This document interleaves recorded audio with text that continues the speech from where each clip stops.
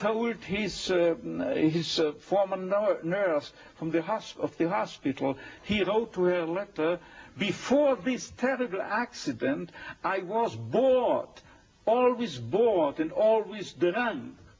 And since my accident, I know what it means to be happy, imagine, with no extremities. I know what it means to be happy. His life had become full of happiness again, simply because as long as you are pursuing happiness, as the phrase reads, as long as you are aiming at happiness, you cannot obtain it. The more you make it a target, the more you miss the aim and you miss the target. This is most conspicuous in cases of sexual neurosis, where exactly those people, male patients, who are striving to demonstrate their potency, they fall prey to impotence. The more a female patient tries to show to herself at least how much she is capable of experiencing a full female orgasm, the more she's doomed to frigidity. But at the moment, you do not think of pleasure or happiness, but just you give yourself, be it in sexual activities, be it in work, be it in love, at that moment that you are no longer concerned with becoming a happy or a successful man or a woman. At that moment, happiness installs itself by itself.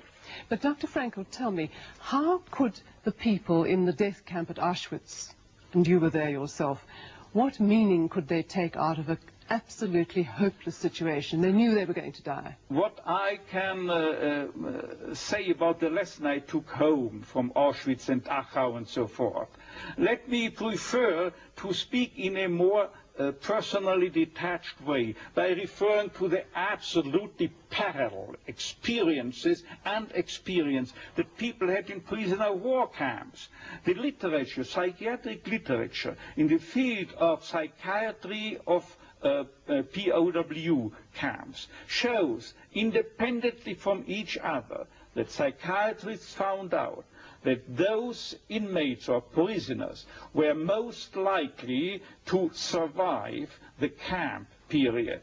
Those, I say, who were orientated toward a future, orientated for becoming free again in the future, and most importantly, oriented to a meaning that they had to fulfill in the future, a task that they had to complete in the future, and or to be reunited with their beloved people in the future again. Let me just recount an incident that happened to me in one of my own concentration camps. I was confronted within a couple of days with two people, two comrades, the one of whom I knew that they are prone to suicide. Now what happened? I asked both why they wished to commit suicide, to take their lives, and without knowing, independently from one another, they told me, see doctor, I've nothing to expect from my life anymore. And you know what I improvisingly asked them? Now listen, isn't it conceivable that instead life expects something from you? And then it turned out that one of them was expected by his own daughter, whom he loved above all.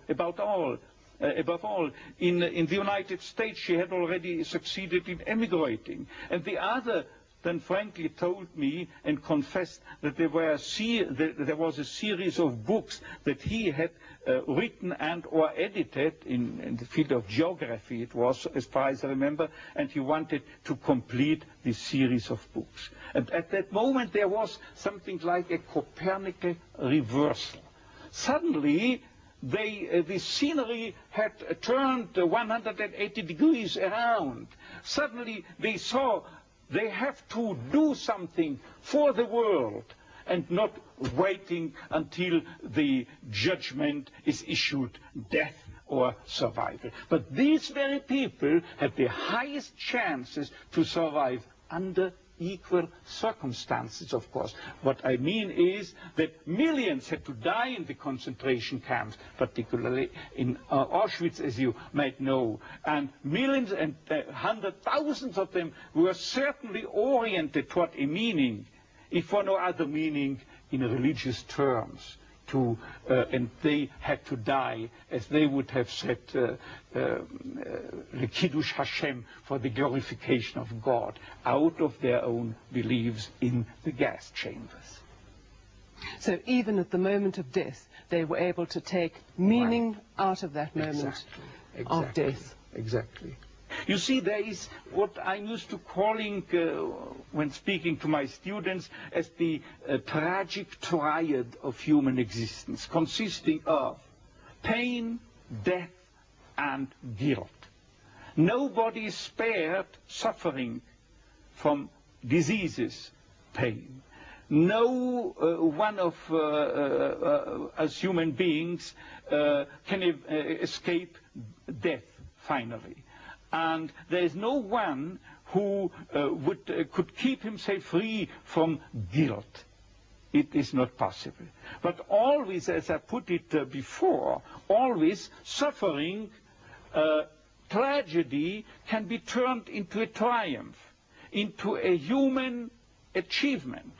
And as to death, it could well serve as an incentive to responsible action, because unless we were mortal, imagine if we were immortal, then we could postpone everything. There were no hurry. There were no need to do something right now. But there is a wonderful word of an author who has not written but said it about 2,000 years ago. You find it in the Bible. It is Hillel, Hillel, who once said, if I'm not doing it, who will do it? If I'm not doing it right now, when shall I do it? But if I'm doing it only for my own sake, what am I? This means no really human being. Because a human being is not someone, as psychotherapeutic systems depict the human being. He is not someone that is concerned primarily and originally with complexes, conditions, conflicts, and problems going on within his psychological system, intrapsychically, as it were. But normally, fundamentally, originally, primarily, basically, any human being is concerned with something out there in the world, is concerned with someone out there in the world, a work to do, a job to complete, a task, a meaning, a mission in life waiting for him exclusively to be materialized, to be actualized by him and by no other person. Right now, who else if not he? And finally, this he doesn't do for himself, for his tranquility, for his discharge of tensions, for his inner equilibrium, for getting rid of the stimuli or of the superego which is dissatisfied, or obeying the father image. But he's doing it for the sake of a cause to serve, or another person to love, and never for himself only. Thus, this is what man can do. And imagine if he were not mortal, then he could postpone everything. There would not be the 1/3, the 2/3 of Hillel's dictum. There would not be sense in the formulation when, if not now, because he's immortal. To get back to suffering and despair, sometimes it seems that some people seem to have a much heavier load than others. Do these people not feel after a while, can I still continue to take meaning? You wouldn't believe it. It comes to mind that there is a specific statistical, strictly empirical study that was published a couple of years ago by two famous psychologists. And it turned out, by way of not only of statistics, but by test batteries, that people prone to death, who knew that they were dying soon, had a higher sense of meaning than